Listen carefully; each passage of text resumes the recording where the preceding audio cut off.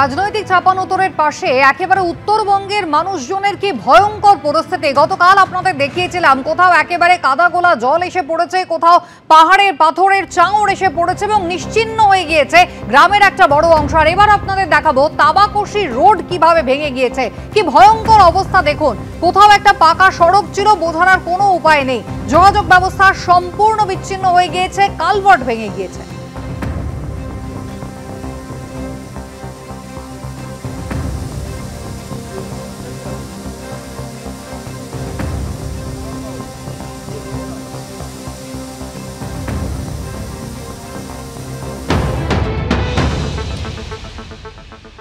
আমরা দাঁড়িয়ে রয়েছি তাবাকশি রোডের ওপরে। মিরিকের বিভিন্ন জায়গায় টানা বৃষ্টি এবং ধসের কারণে যে ধ্বংসের ছবিটা দেখা যাচ্ছে তা আরও একবার বিভিন্ন গ্রামে যাওয়ার জন্য যে রাস্তাগুলো অত্যন্ত জরুরি সেই রাস্তায় আসলে দেখা যাচ্ছে। ঠিক এই যে তাবাকশি রোড, যে রাস্তা দিয়ে একাধিক গ্রামে যাওয়া যায়, পাশেই নন্দগ্রাম রয়েছে, সেই রাস্তার অবস্থা দেখলেই শিউরে ওঠার মতন।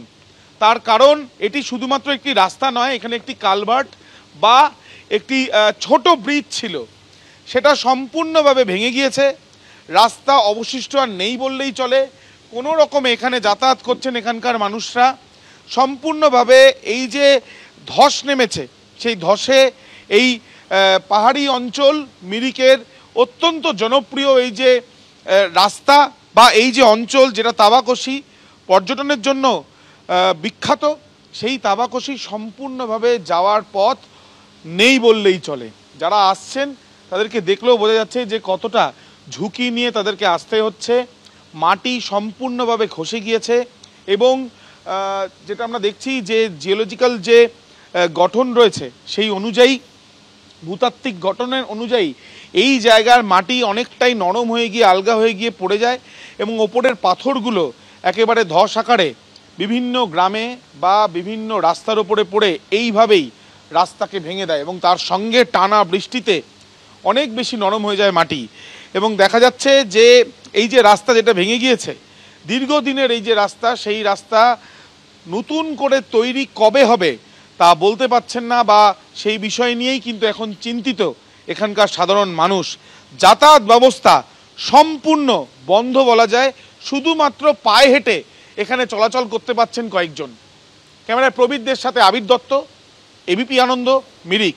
উত্তরবঙ্গ রওনা দেওয়ার আগে কি বলছেন বিরোধী দলনেতা? সরাসরি আমরা এটা করব, এটা আমাদের মানবিক কর্তব্য, আর এখানে সবাই মিলেমিশে কাজ করা উচিত।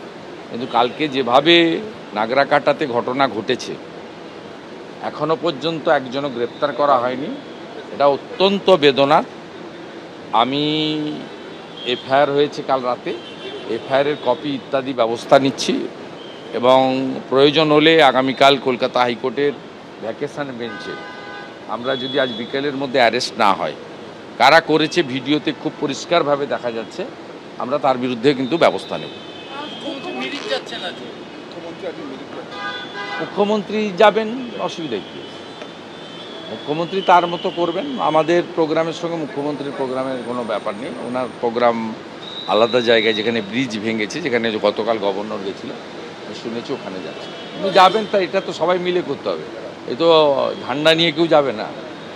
এটা নিয়ে কেন খগেন মুর্মু আর শঙ্কর ঘোষকে মারা হলো, বাধা দেওয়া হলো, এর কারণই তো আমি খুঁজে পাচ্ছি না।